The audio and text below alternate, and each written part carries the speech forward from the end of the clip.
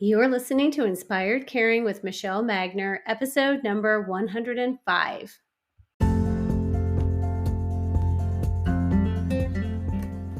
Hello, welcome to Inspired Caring. I'm your host, Michelle Magner. If you are caring for an older family member, this is the podcast for you. Each week, I bring insight, tips, inspiration, and strategies to help you care for the people that you love without losing yourself along the way. Having cared for both of my grandmothers, I've helped manage everything from hospital stays, households full of belongings, to navigating senior living and end-of-life care. And I've worked in senior living as a result of that experience, serving my residents and their families as they've been on this journey too. Thank you for joining me today, and I hope you enjoy this episode of Inspired Caring.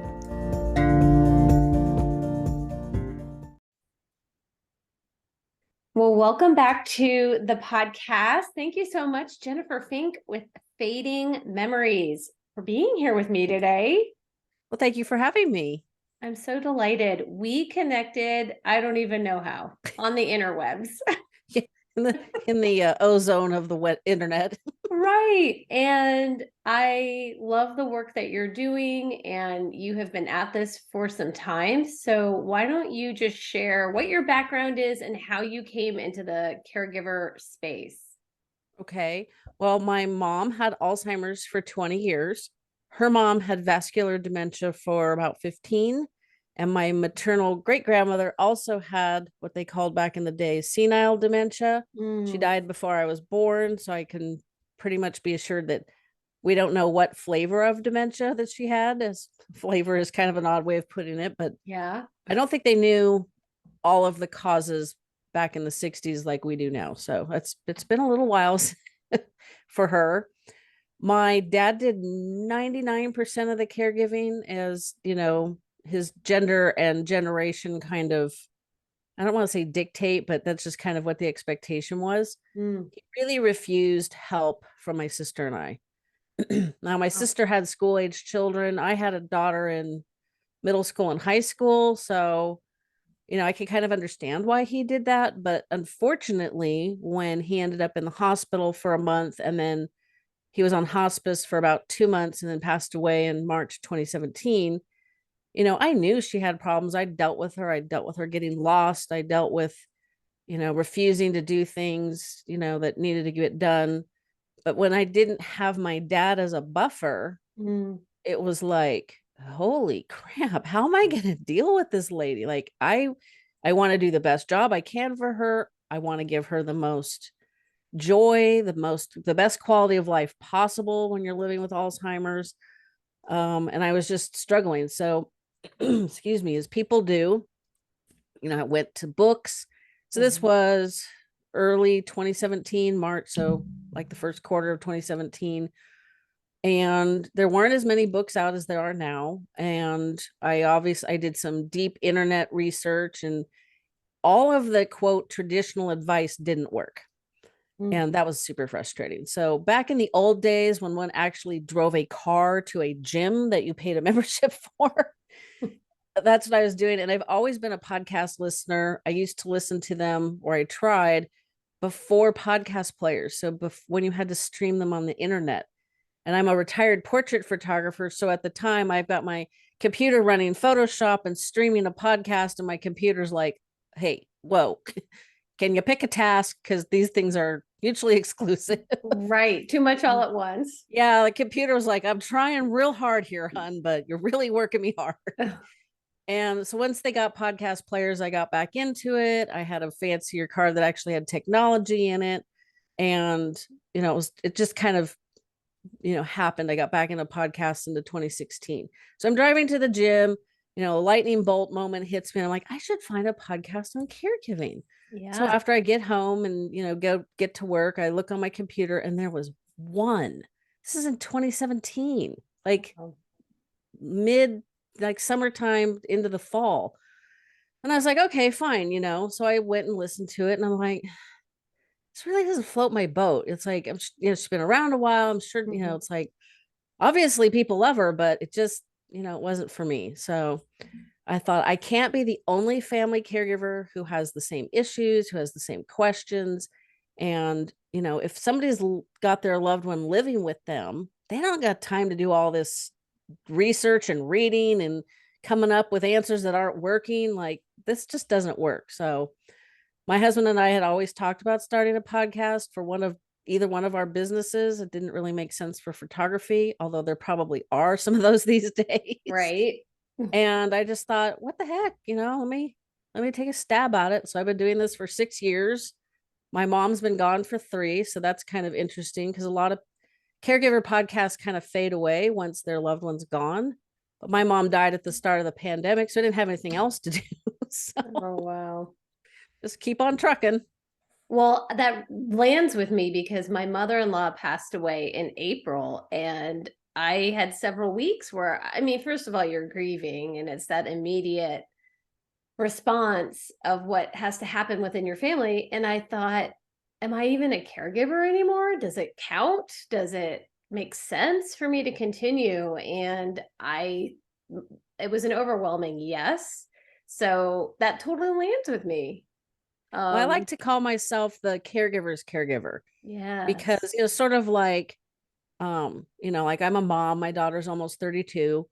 And so obviously older moms can advise me, I can advise younger moms, not that anybody asked me my opinion, which I don't know. My daughter turned out pretty dang well, but it's like, to me, one, my mother literally died March 31st, 2020. So there was nothing happening other than mass global confusion and fear. Right. So it was like, okay, let me just, I can't have a funeral. I can't do any of this stuff. So I'll just keep doing what I was doing because I don't know what else to do. So what types of things would you share on fading memories? Kind of everything. I kind of think it's interesting. It's a little bit of a history the first 3 years because you can kind of figure out what was bugging me with my mom when you listen to episodes prior to 2020. So there's, anticipatory grief, dealing with that. I did one on dealing with challenging behaviors. That was all about mom. Not that when you listen to it, I'm talking about, okay, my mom does this. And it was not like a therapy or a caregiver training session. They all sound similar. It's a conversation with actionable advice. But I think if you've listened to almost 300 episodes, you'll figure out what was going on with my mother. And so these days, I'm kind of blessed. I got on some list, so I get regular emails from publicists and other podcasters, and they'll pitch me things. And kind of one of my funnier stories is I got this email from a publicist on bioelectric medicine. I was like, I'll tiptoe into the kind of weird stuff. Like, I'm very curious person, and so it's like I did an episode on stem cell therapy for dementia. Interesting. She doesn't claim it's a cure, but she does claim it's a help. I never claimed that what she's saying is like, I mean, she's a doctor, but like I don't put it out there as like, oh my gosh, I found this gal that can help us. It's more of a what if, like, we haven't gotten any treatments or preventatives or any of that stuff, so maybe we need to look in these other areas. I'm just so open to and curious about whatever pops up. If it's saying it could move the needle to benefit the family member, the caregiver, the system, the medical community. I myself am tiptoeing into the ketamine world. I don't know much about it. I just have a practitioner here in town that is, I'm going to be helping in a certain way. And I'm just curious. And they've got some research around dementia and ketamine on the front end of a diagnosis. So I don't know, just like you, I'm just kind of open. Yeah, it's like if there was solid treatments and or preventions, I might not entertain these other, I don't want to say fringe, because so the bioelectric email, I was like, that sounds like a little woo-woo. And okay, I'm in Northern California. I used to live like 40 minutes from Berkeley. So, like, oh yeah, a little woo-woo is pretty normal for me. I was like, I don't know about this. So I just ignored it. Like, I'll just pretend it went in the junk and I never saw it. And then like a week later, I got it again. And I'm like, fine, I'll just talk to them. We'll do a little planning session, kind of see what they got to say, and then I can make some excuse. Well, this guy is talking about 60 years of research, and it's Oh my like, gosh. yeah, so of course that's an episode. So Yes, of coming up, and course. it's like, okay, if they hadn't been semi persistent, I would never have learned about it, and my audience can learn about it. And so it's like, okay. I mean, why not? You just never know what is going to stick with someone.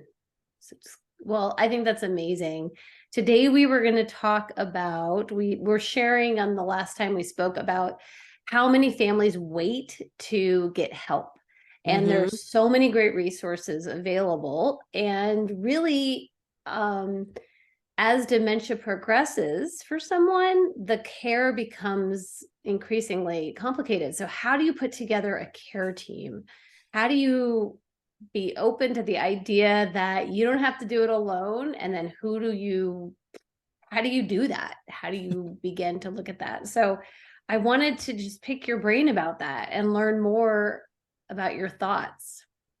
I think what the catalyst for not putting a care team in place, not searching out resources is I had a guest that referred to suddenly becoming a caregiver as that Tuesday phone call that changes your life. Mm, Most of us do not plan on taking care of our parents or, a spouse or, maybe another loved one, a grandparent, an aunt or something. And then there's a medical emergency or some emergency. They get lost coming home from work that they've been doing for 30 years. And all of a sudden, you've got an emergency. You need to deal with it. And we do. And in the earlier stages of the disease, you put in some practices and some tools and things, and you deal with like the immediate issue. And then you're like, okay, crisis averted. We've got these new, practices in place. Everything's fine. And maybe it's fine. Like my mom had, like I said, she had Alzheimer's for 20 years.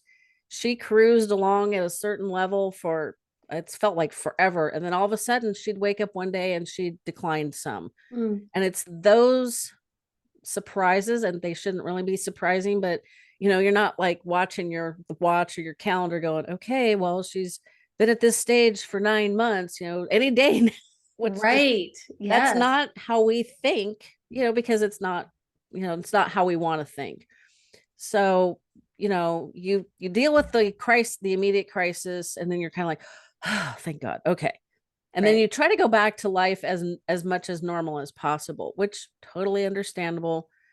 And what happens is you just keep dealing with these declines, these crises, and the next thing you know, you're exhausted, you're burned out, you're turning to somebody for help, and they're like, yikes, like I don't know what to do with your mom. Like, I saw her at the grocery store with your dad the other day, and it's just, Mhm. they're like very apprehensive. So what I suggest people do as early on as possible. You've dealt with this Tuesday afternoon phone call emergency. Now maybe it's a week or two later. You've got, the new practices in place. You feel a little more stable than you did a week or so ago. Take the time today to write down all of the tasks that need to get done today. It's Tuesday. What do you do on Tuesdays? What needs to be done to run the household? Maintain your personal selves. Write that all down. And now just expand it. What needs to happen every week? Like my household, Thursday night, the trash got to go out. Mm. You got to get the lawn mowed. You have to, get the laundry done, house cleaned, food prepped, grocery shop. It's like, it's amazing how much work it is just to maintain your home and your person. Even if you're in an apartment, like there's still things that have to be done. Yeah. And Yeah. it takes time and effort and planning. And, if you've got this person who now needs more attention and more assistance, you got to figure out how to balance all this out. So, okay, now you got a list of everything that needs to happen every single week. Mm-hmm. Now you need to expand that to like what needs to happen on a monthly basis. I can't think of like specific monthly tasks for our household, but I'm sure there are some. I'm thinking And like then, changing the air filters, maybe, yeah, or vacuuming, or I mean, maybe you're supposed to vacuum more than once a month, but especially me, I have a golden retriever. yes, yeah. We have a very furry mini Aussie. I'm just, yes, but it's like anything around home maintenance or maybe setting up eye exams. I don't Yeah, know, well, that's the other thing. So transportation you've or got your daily, weekly, and monthly mm-hmm. have tos. Like, this is what I have to do to keep everybody going, keep the house from falling down, keep us from starving or running around smelling like an animal, whatever. Mm-hmm. Now you need to write down those intermittent things, like, we had a schedule. You're like, it's amazing. Like, I have to I'm traveling 2 hours home. I go back once a month to get my hair cut. And so I made sure to schedule an eye exam with the eye doctor that I really, really like, who's also in my old hometown. And it takes some time. Yeah. It took a little, I called them, left them a message. They didn't call me back. And then it's like, oh yeah, they didn't call me back. And then I talked to him and it's like, okay, well, the eye doctor is not there the same day as my hair appointments. Now I got to try to move the hair. It's like, dear God, it was like, 15, 20 minutes of time just to make a flipping eye appointment. Mm-hmm. And these things, we don't think they'll take that much time. It was no big deal. While I'm on the phone with eye doctor staff, I'm texting my hair gal and, she's like, oh yeah, I can switch you to Wednesday. I'm like, okay, perfect. Cause now I don't have to figure out some other day to go to the eye doctor.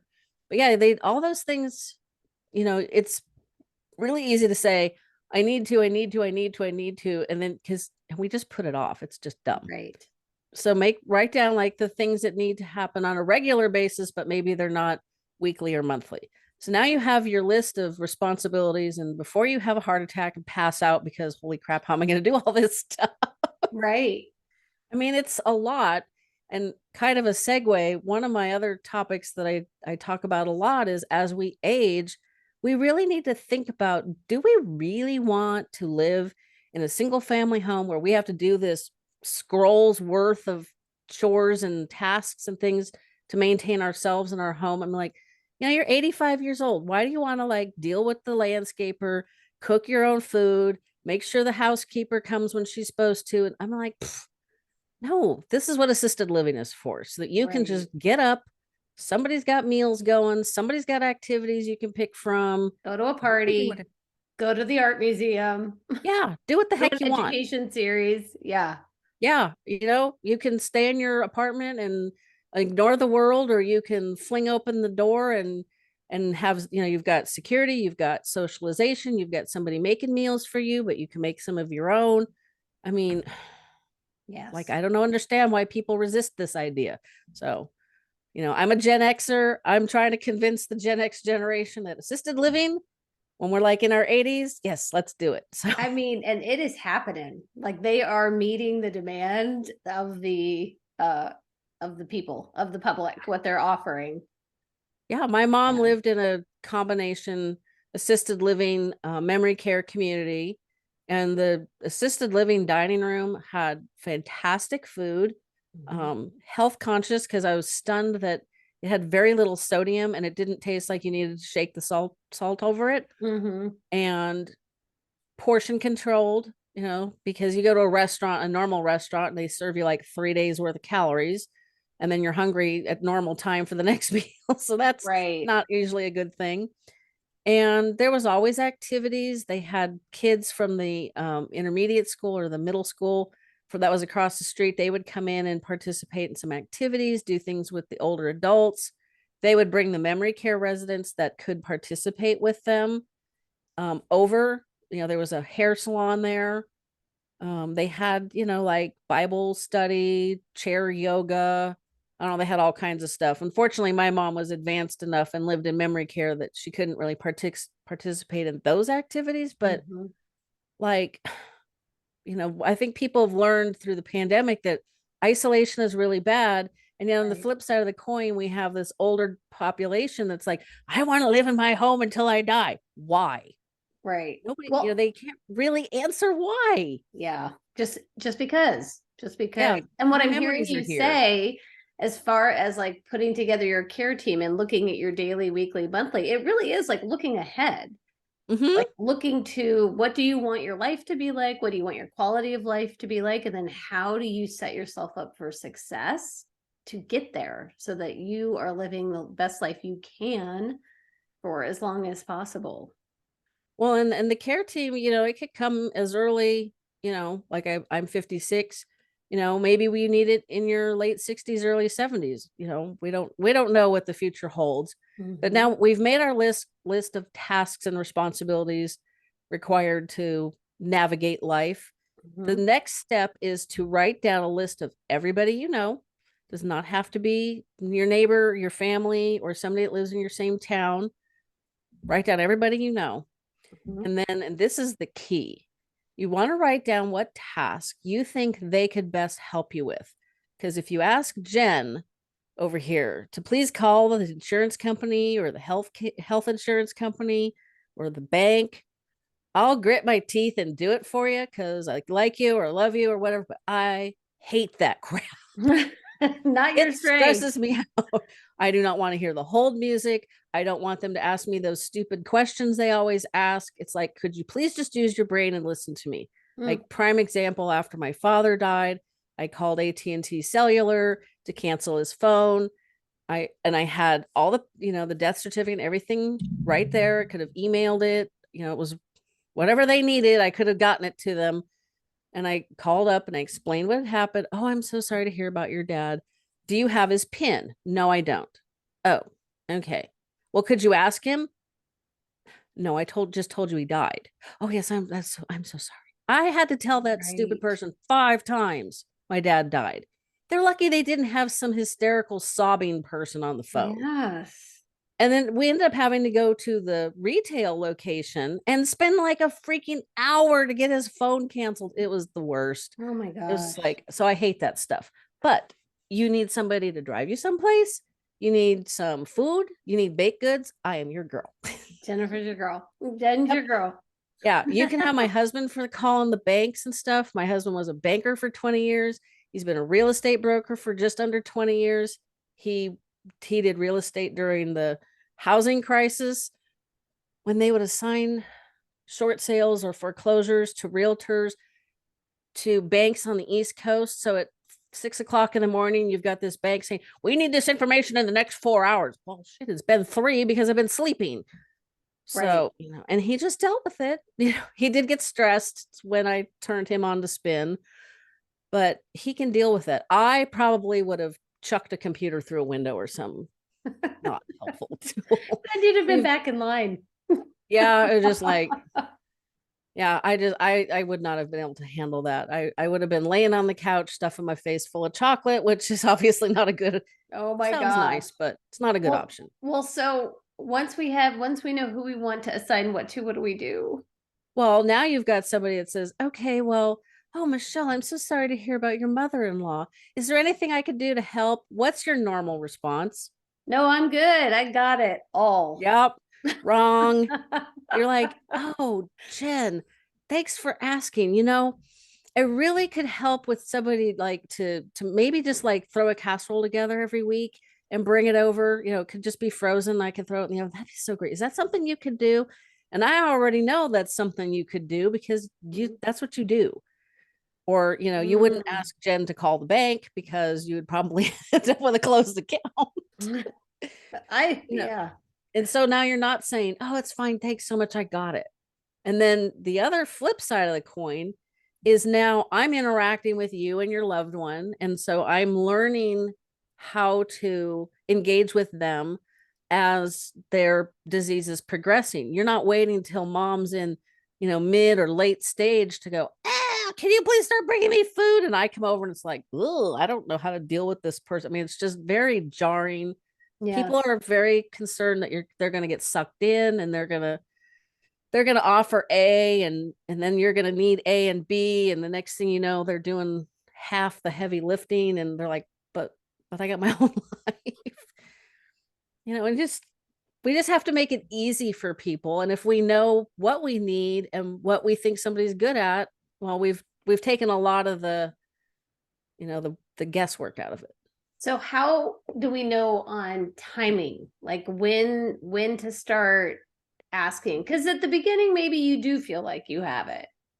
It's just that we stick on that same answer, even though we no longer do. So how do we know when it's time? Because people wait so long. Yeah. And then it's to their own demise. Their own health is compromised. So what are your thoughts on that? Well, one, we need to understand that 70% of us are going to need care before we die. And this is my Hmm. flip side of the coin. Please don't Wow. assume you're part of the 30, because that 30% is not necessarily people that just live to 103 like my paternal grandmother and die peacefully in their sleep. Now, she did need care, but that's, that 30% represents people who die young, who die suddenly, like, do not assume you're in that 30%. That's just stupid. But I would think, like, for my dad was diabetic, he had health issues. So for him, I would have recommended starting earlier, Okay. starting with my sister and I would have been a good choice. Mm-hmm. We weren't geographically super close, but we weren't far. It was like, for me, it was about a 20 to 30-minute drive. And I went once a month anyway. I was a little bit further for my sister, but with school age children, she was all over the place as it was. She did end up she had a friend that they'd get together, I think it was once a week, and they would pool ingredients and make freezer meals that you then just threw in the slow cooker. I mean, Hmm. that was something. So she's socializing with her friend, doing something for her family or each of their families, and helping out my dad. So, this is something that, people can do pretty easily. And once they're, now, like, Sunday afternoons, I get together with my girlfriends and we do this. And, we take the extras over to dad when, or we drop them off at sister's house, and sister drops them off when she gets her hair done. I mean, it's when you ease into it that way, it's much simpler. Yes. If you're caring for a spouse and your health is pretty good, ask yourself what it is that you're going to need to maintain your health. Like, Okay. you don't want your sleep disrupted. If you're a cyclist, like we have a friend who's a cyclist, you're going to want to go out 2 or 3 days a week with your group and do that. So how do you maintain your independence without sacrificing what needs to be done for the household and your loved one and all those other things? So it's kind of a personal choice on Mm-hmm. how, like, you might like, maybe you're still working, like, we took care of moms, and we were working, so we might have needed more of the intervention early just so we could, maintain our own households and our careers and our sanity. Right. Yes. Do So it's kind of, you, I think the crucial question is, how do I maintain my own independence and my own okay. health without sacrificing anything else? That's a tough question. It is a very tough question. And I think one of the things that this situation does is it spotlights our weak areas where we have maybe overcommitted in ways that are already impacting our health Yeah. and independence. And so sometimes we got to scale some of that stuff back. Yeah. We need to really learn how to put in place some boundaries. I mean, this is for everybody, Right. politely. Like, I think a lot of people think boundaries is sort of like a negative, like, don't touch me, go away. It's like, no, this is where I can exist peacefully and harmoniously with the rest of the world. So don't ask me to venture outside that. It won't go well. Right. Yes. I am also wondering about getting other third parties, like maybe paid resources involved.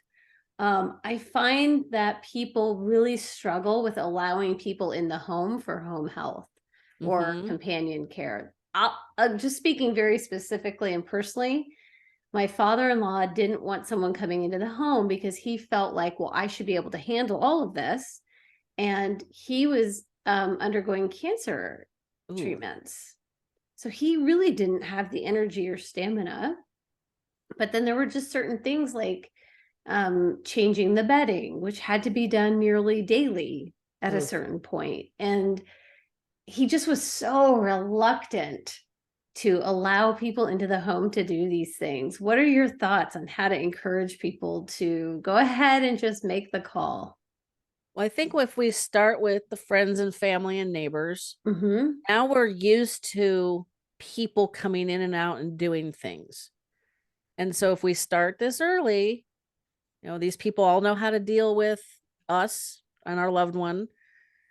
Now when you need more assistance, because unfortunately, home health is not super reliable. Paid caregivers, if they get sick, the agency may not have somebody else to send you. I mean, it's unfortunately the only system we've got, and I hope it can get better because Yeah.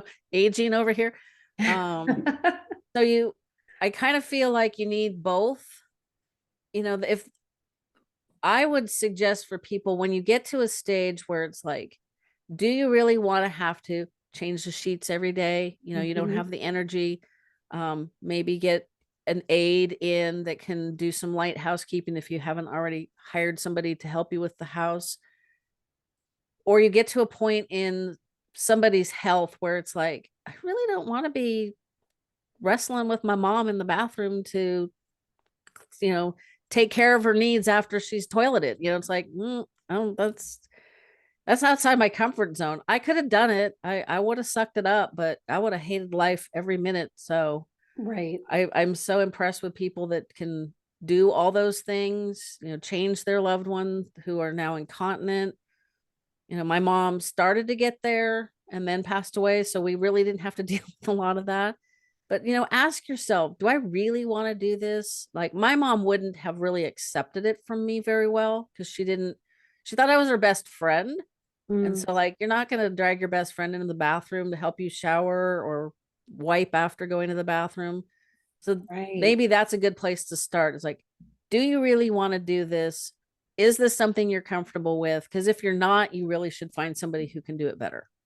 I love that so much. And I also love that you introduced this idea of who do they think you are, right? Mm-hmm. So you'll have women who are living with dementia and their husband of 50 years, they no longer maybe recognize them as a husband, right? And so they think that it's just a man. Mm-hmm. And then maybe they've time traveled in their head that the person living with dementia thinks that they may be a little girl, right? Maybe they don't realize what the age that they are. So now in their mind, they're this little girl, and this man is trying to help them in the restroom. So that is just a different angle that I had never really thought of as far as getting other resources into the home, is to really look at things from the person who's living with dementia's perspective.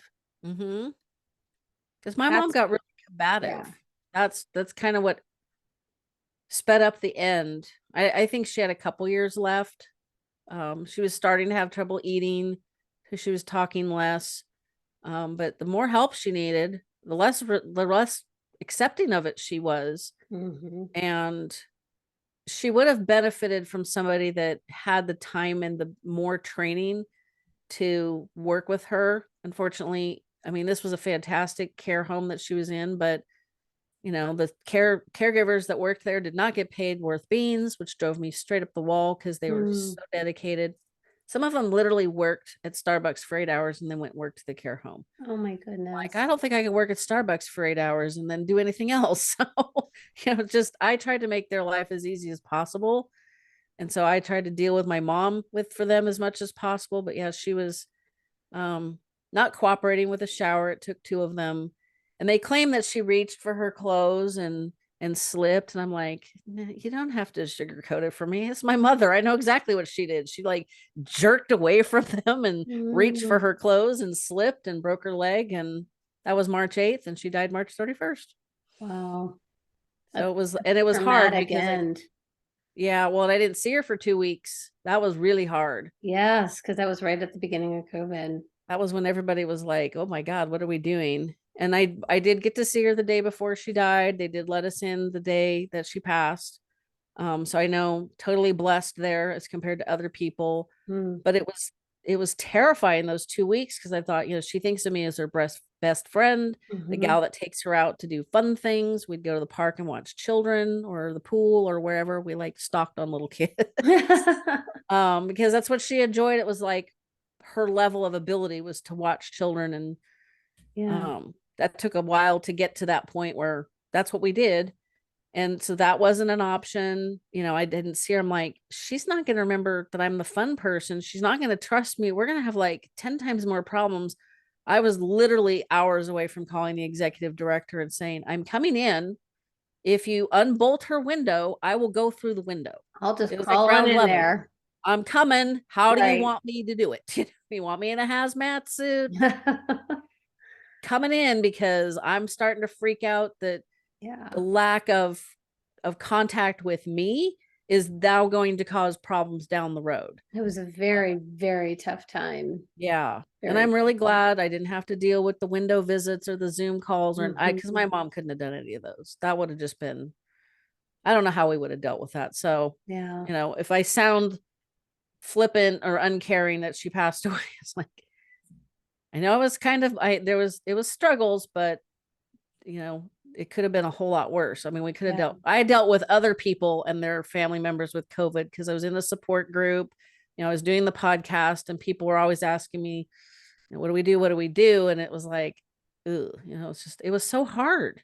Yeah. I want to protect them, but my goal with my mom was to give her as much quality and joy in life as possible without extending dying from Alzheimer's. And the whole Yes. COVID thing would have made that 1,000% harder. Oh my gosh. That's like a whole nother episode. Yeah, that is a whole other episode. Oh my And it's funny, gosh. at first when I was recording, I didn't really want to talk about COVID because I thought, well, people listen to these episodes. I have discovered recently that in the monthly downloads, about 25% of them are the current month's episodes, which seems backwards. Mm, But people seem to like the old stuff too. So I didn't really yeah. want to talk about something that I thought was like, like breaking news kind of thing. Right. Right. But Well, a lot of this is just evergreen because it doesn't matter where people are on this stuff was all very relevant to me at age 28, taking care of my grandmothers, as it is now at 51, having cared for my in-laws. So like the themes are very, very pertinent at any time, if that makes sense. yeah. Well, hopefully that you've discovered that there's more help and more services now.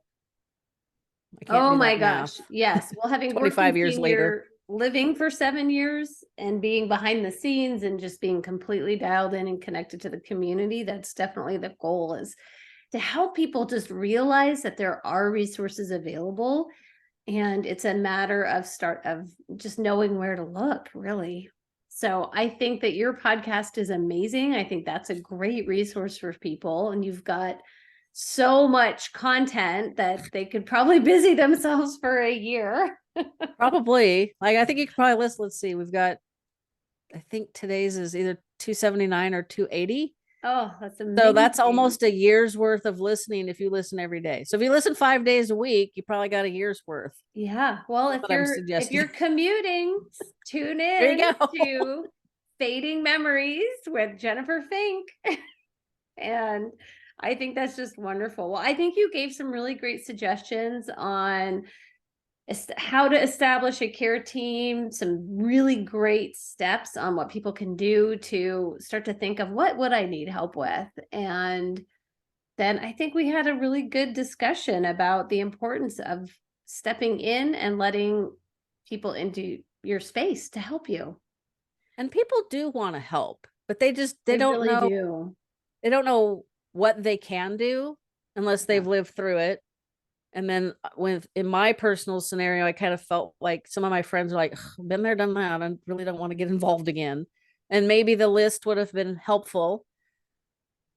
So most people want to help. They don't want to get sucked in. Right. They don't want to get overcommitted. And, you need backups on backup on backups.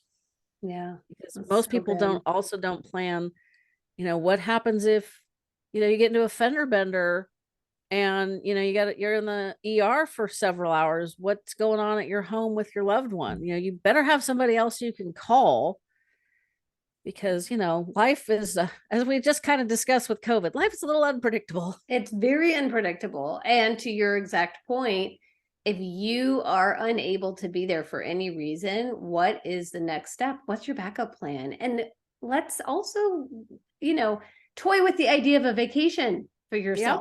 right? A little self-care for yourself, maybe taking a trip, a night away. What would your options be to make that happen? Yeah, I think it's really important to, obviously focus on them. Excuse me. But we need to keep ourselves in mind, Yes. you know, and this is the other thing I tell people. My mom had Alzheimer's for 20 years. So would you like to rub your crystal ball and tell me what June of 2043 is going to look like? Right. Because I can't do that for you. I'm not sure I can tell you what June of 2024 will look like. Right. Yeah, exactly. Let Actually, I could pretty alone, much guarantee I don't know what that's going to look like. So, yeah. we don't know what tomorrow will bring. And so the more help, things in place, the more things you've considered. Like I know I have a gal from the support group that I facilitate. She was looking for somebody to just come in and make meals for her and her husband. Hmm. Couldn't find it. And she lived in an affluent area. So that was kind of a surprise. But she'd also looked at assisted living communities because she kind of needed a little bit of help. And Yeah. she moved the two of them into assisted living. And says she feels like she's been on a cruise. It's so wonderful. There's people for her Oh. husband to engage with. There's things for her to do. They still have their home. Hmm. I'd certainly like to talk to their financial planner. Yeah, right. But That's it's brilliant. like, if you consider what do I need, and it's not like I need somebody to come in and cook, and you kind of think outside the box. Like, okay, well, I can't find a in-home chef to come regularly. Maybe I can do one of those meal deliveries, or maybe, moving them to assisted living was not the answer to I need an in-home chef, but it was an answer to the problems that she was having. The other bigger problems. And Yeah, you so know we what just just need came up for me was what about we have a culinary program at our local community college. Wow, what if a student chef would be interested in coming in to prepare meals? What a great idea. yeah, see, it's like once you think outside the box, Yeah. the community college I went to, a few years ago, we had a culinary program too, and they made great food, Yeah. That's you right. know.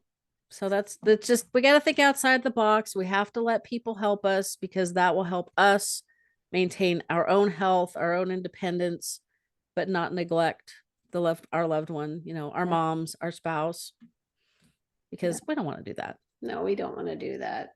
Well, thank you so much for your time. Any final thoughts or parting words? Just that there is a lot more help out there. And I know like my show and your show, we highlight a lot of it. I Mhm. don't know. Have you ever talked to any of the Alls authors? Oh, no. Okay, allsauthors.com. So it's alzauthors.com. They've been around for 8 years. They're probably rapidly approaching their 400th author. Okay. Everything that they do is Alzheimer's and dementia related. So they have children's books on dementia. They have, memoirs, fiction.